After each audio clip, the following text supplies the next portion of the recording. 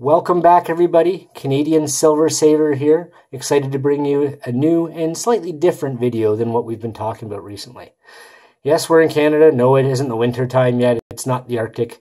I've had to change my background for this particular video because I'm not in my usual location.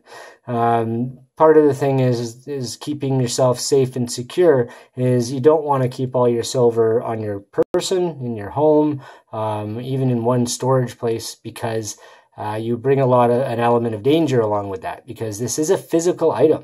Physical silver is something that you hold with you. The bank doesn't have it. It's not sitting on a debit card, what I'm starting to call air credits. I've decided that, that's air credits when we use our debit or Visa and stuff like that.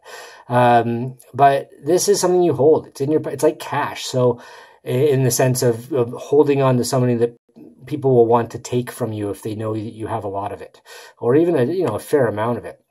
And as more and more people become aware of the value of this, especially in hard times, you don't need people knocking on your door and robbing you or breaking in when you're not home. And even a home invasion could happen with something like this. And I've heard some pretty horrible stories. One of the stories I've actually heard was on silvershield.com, where they were talking about a home invasion. I think they lost $750,000 worth of physical silver. Nobody was killed or anything in it, thank goodness. But, this is why we need to talk about this a little bit.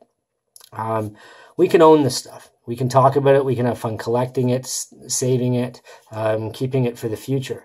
But the reality is, if you don't have a plan for now, to keep it safe, to keep yourself and your family safe, and a plan for the future, you're really setting yourself up for a lot of problems. So hence why background is different. I wanted to throw together a video in a different place than I normally would. So therefore, I don't have my silver readily available to show off to you while I go through a video. I have a few pieces around because I tend to have things with me, or at favorite places I go, but it's definitely a good idea to keep your silver secure. So a safe.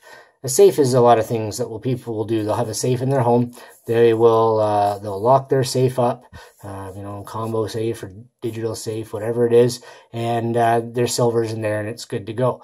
There's a few things you have to understand with that. There's only so much you're going to store in there, and only so much you're going to want to store in there. Because if you have too much at home, you're going to end up with people that's still there, and they can still do things to you to make you open that safe. And if it's a smaller safe, you definitely want to have that fastened to the ground, or something that's going to allow you to, people can't walk away with that safe if you're not home. So that's one option that you can definitely look into, and I think is a basic start for sure. Lock boxes aren't really any good in my opinion because people grab them and run away. Are you want to hide your locks or your lock boxes anyway, so they may not find it easily. That leads me to the second thing. Where are you going to hide it if you are hiding that safe for the lockbox? I'm going to tell you guys right away, the closets, the cupboards, your basement, and even up in your a cold storage or underneath cabinets. That's the first place people are going to look for your hidden boxes. They're going to check those books on your bookshelf for the fake books. They're going to reach under your shelves and see if there's a gap in there or anything that you've tucked under that. They're going to check under your bed. If they've got the time to do that. So hiding things in where you think is a good spot because it's up in your room, it's in your closet, it's in the back corner underneath all your old shoes. I'll tell you, that's the first place they're going to look for your safe, so you don't want to keep it there. And then, I've heard people have decoys. They'll have a decoy safe where it's just a safe with some stuff in it, and then they've got the silver somewhere else in their house. There's a good and bad side to that for sure, where I'm just going to flip this over, make things a little interesting here, guys. Basically, that you still run an element of danger there. The silver is still in your home, and if people think you have more there, they're going to be asking you where the real safe is, or where the real stash is. You can play denial, that's for sure, and certainly somewhere I would start. But anytime, no matter what you do, you can put it in a sock in your drawer, which may be sometimes the more, a sock in the drawer, they're going to check for that. But sometimes the more hidden in the open places can be a good spot to hide your silver. And I've heard a lot about this.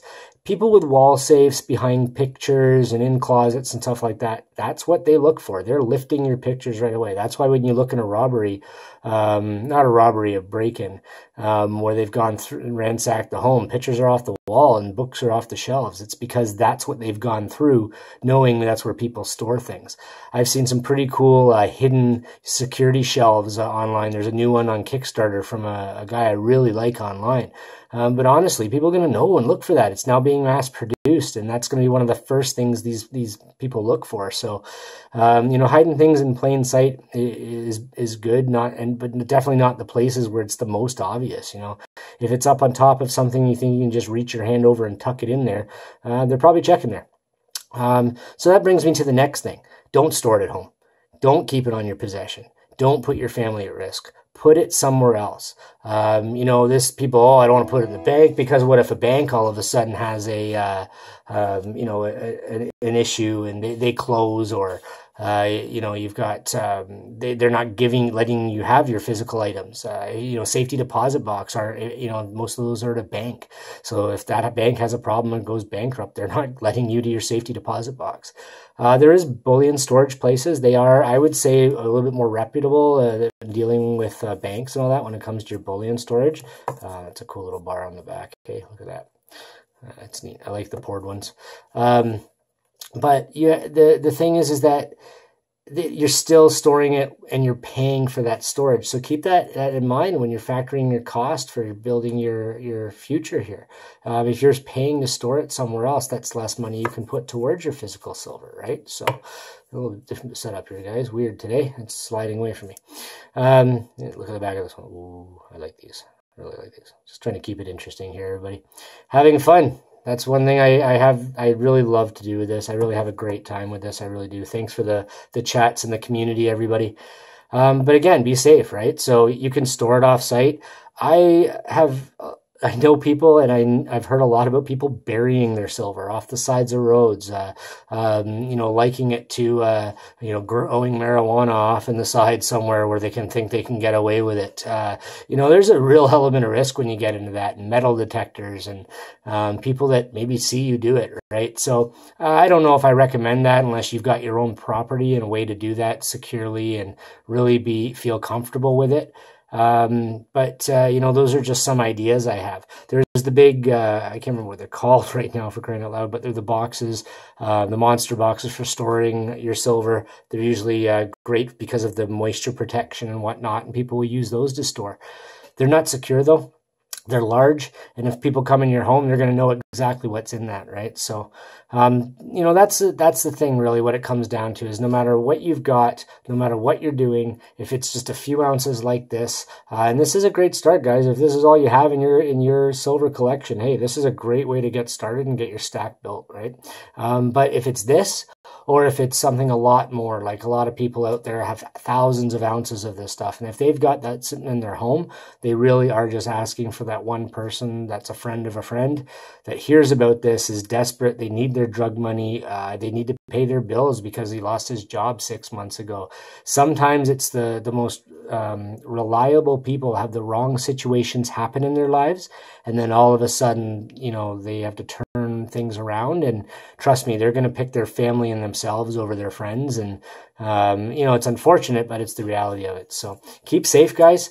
Store your silver responsibly. Make sure that you, if you are going to store it off site, that you trust where it's being stored. If you've got family out in the country, maybe more rural areas, just in case the shit does hit the fan, that's the great place to have it, because it's not going to be really in the more urban areas and things like that. But even just a great place to store some of it, because it's, more rural, a lot more places to hide it. And you could probably even bury it in somewhere like that if you really wanted to. I'm not a silver barrier yet. I'm not a pirate.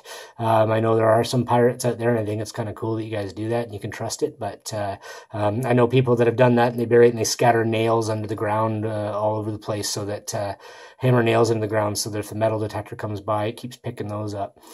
People have done decoy boxes where they bury a box a few feet down with very small amount of silver in it, and then they bury, you know, 15, 20 feet deeper, and they bury all of their silver. So just some cool things people do, guys. So, but again, the idea here is be safe, be smart, have fun with it, protect yourself and your family so that you don't have something, you know, tragic happen. And we're talking about, you know, one of those sad stories where somebody really had something go wrong because of, you know, not thinking ahead, not planning. If you guys are not planning what you're doing with this, and this is just something you're putting away in a box, you know, it's not a bad idea to be buying silver rather than junk. You know, you don't want to be buying just, you know, crap you're going to throw away, but be smart, know what you're doing, and understand that you are holding real money. You didn't hold that before until you started stacking and collecting this stuff. Now that you have real money, there's going to be some real risks that come involved with doing that. So be smart, guys. Thanks for watching this video, a little bit different today. And later in the week, I'll come back from my normal place and we'll do a little bit of an unboxing. I have a shipment that's coming and I'm so excited to show you. Take care, everybody. Keep stacking. Canadian Silver Saver out.